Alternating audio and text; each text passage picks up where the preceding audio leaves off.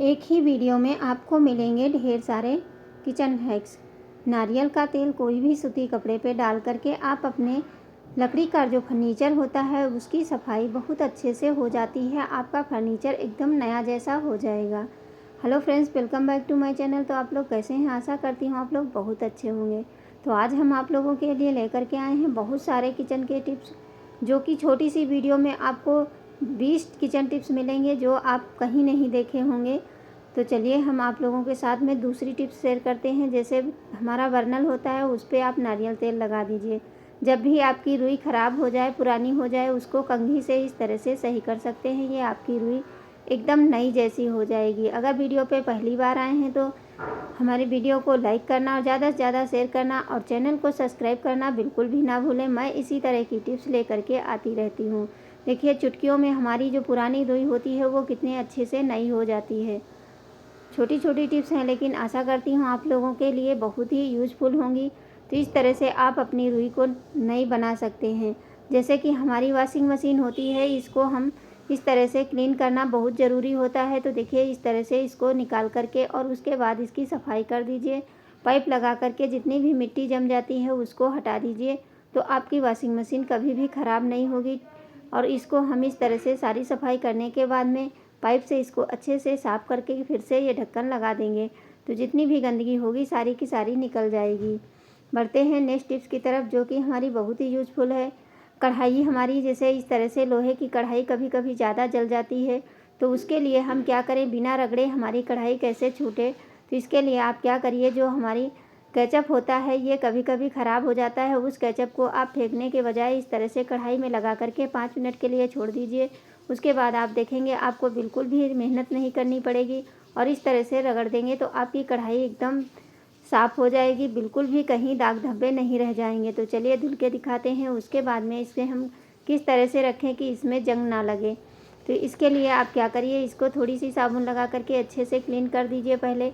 उसके बाद में हम इस पर थोड़ा सा जो हमारा सरसों का ऑयल होता है वो 1 बूंद डाल करके और इसको हम पूरे पे फैला करके फिर इसको बंद करके रखेंगे। तो हमारी कढ़ाई में कभी भी जंग नहीं लगेगी, हमारी कढ़ाई साफ़ रहेगी।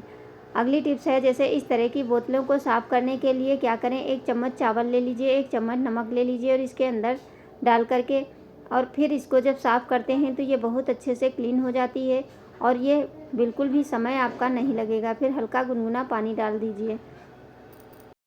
इसको अच्छे से हिलाएंगे। तो इसे हिलाने से क्या होगा, जितनी भी गंदगी होगी सारी की सारी देखिए साफ़ हो चुकी है।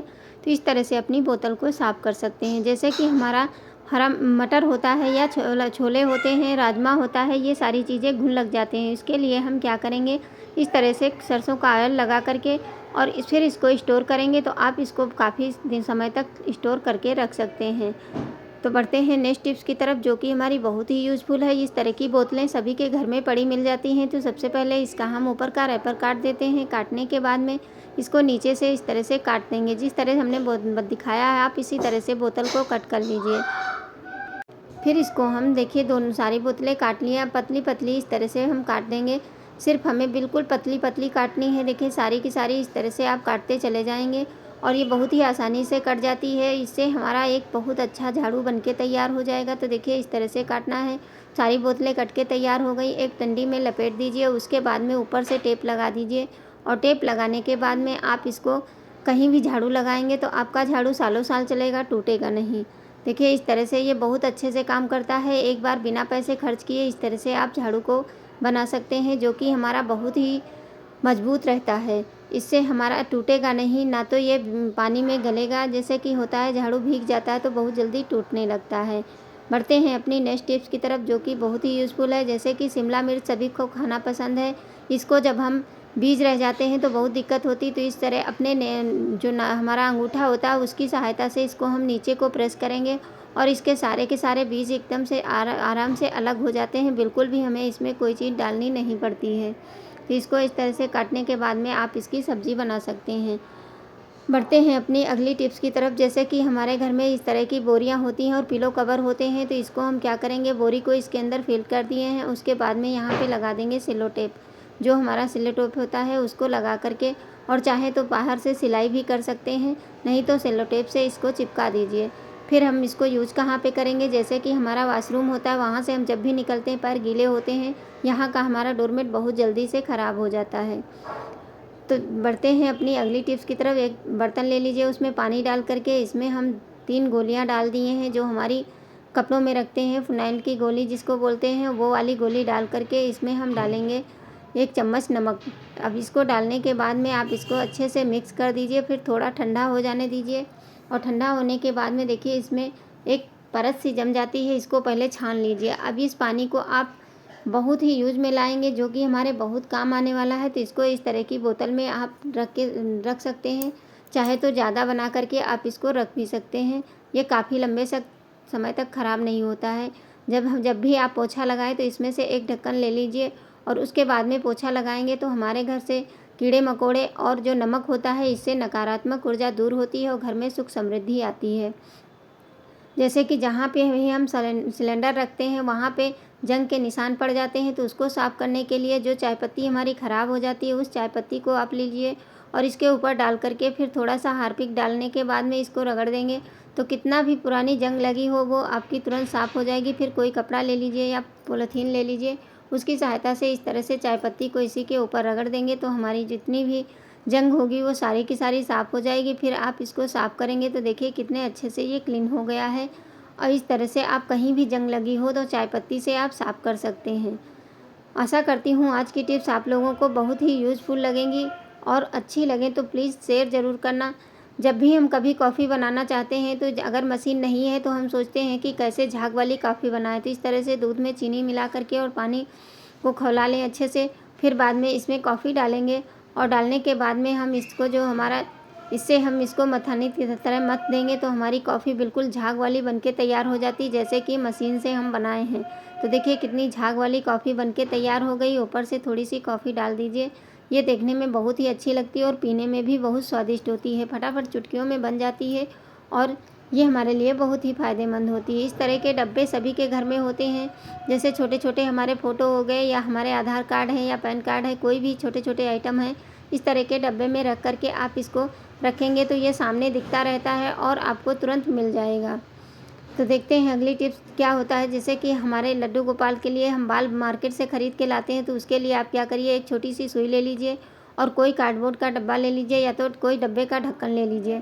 तो इस तरह से अब इस पर हम रील लपेट देंगे, जो ब्लैक रील होती है उसको इस तरह से लपेटते हुए चले जाएंगे। पूरी की पूरी रील हमें इसे जितने ज़्यादा बाल बनाने हैं, आपको घने बाल बनाने तो उस हिसाब से आप ज़्यादा लपेट सकते हैं, अगर कम बनाने हैं तो कम लपेट सकते हैं। जितने बड़े आपके लड्डू गोपाल हों आप उस हिसाब से इसको लपेट के तैयार कर लीजिए। तो देखिए मैं इस तरह से लपेटते चली जा रही हूँ। अब इसी तरह से सारे के सारे लपेट लेंगे।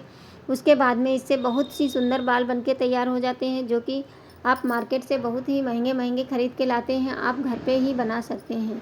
तो देखिए हम पूरी रील इसके ऊपर लपेट देंगे। उसके बाद में हमें इसे बनाना कैसे है, आप लोग यही सोचेंगे कि लपेटने से क्या होता है। तो देखिए पूरी मैंने लपेट के तैयार कर लिया। अब इसको हम पलट देते हैं और पलटने के बाद में इसे हम कट कर देंगे बीच से, इसीलिए मैंने ढक्कन लिया है। ढक्कन में जो होता है नीचे में स्पेस बहुत ज़्यादा होता है। तो इसको देखिए पूरी रील हमने लपेट के तैयार कर लिया है। उसके बाद में अब हम इसको कट करके उसके बाद में आपको दिखाते हैं कि किस तरह से हमें इसके बाल बनाने हैं। तो इस तरह से देखिए हम इसको कट कर लेते हैं और कट करने के बाद में इसके थोड़े थोड़े हम निकालते चले जाएंगे। उसके बाद में हम इसे देखिए जैसे सरका फुंदी गांठ लगाते हैं, देखिए इस तरह से हम पकड़ेंगे और इस तरह से इसको हम लगा करके और सुई में फंसाते हुए चले जाएंगे, क्योंकि अगर हम अलग फंसाएंगे तो हमको बार बार उसको इधर उधर करना अगर सुई में लगाएंगे तो डायरेक्ट हमारा बहुत अच्छे से बनके तैयार हो जाता है। तो देखिए हम 2 सिर्फ बना करके आपको दिखा रहे हैं, बाकी आप इसी तरह से पूरी सुई में आप फंसा सकते हैं। तो देखिए सारे के सारे हमने फंसा के तैयार कर लिया है। इस तरह से बहुत ही आसान होता है और छोटी छोटी टिप्स होती हैं, लेकिन ये हमारे काम को बहुत ही आसान करती हैं। जब भी हम कोई चीज़ बनाते हैं अपने हाथ से तो बहुत अच्छा लगता है। फिर एक कंघी ले लीजिए, उसकी सहायता से इसको झाड़ दीजिए, छोटे बड़े जो हैं उनको आप निकाल दीजिए। फिर धागे के ऊपर इस तरह से खींच दीजिए। फिर इसमें हम अच्छे से गांठ लगा देंगे ताकि ये मजबूती से बंध जाएं और उसके बाद में आप नीचे में फेविकोल लगा करके इसको हम घुंघराले बना सकते हैं और फिर अपने लड्डू गोपाल को इसको हम पहना सकते हैं। तो देखिए छोटी सी टिप्स है, लेकिन ये बहुत ही काम की है। आप इस तरह से अपने लड्डू गोपाल के लिए बाल बना सकते हैं और ये बहुत ही अच्छे बनते हैं। तो इस तरह से देखिए मैं आपको पहना के दिखा रही हूँ, इसी तरह से आपको पहनाना है। अब ये लड्डू गोपाल को आप पहनाएंगे तो बहुत ही अच्छा लगेगा। 1 चम्मच नमक ले लीजिए।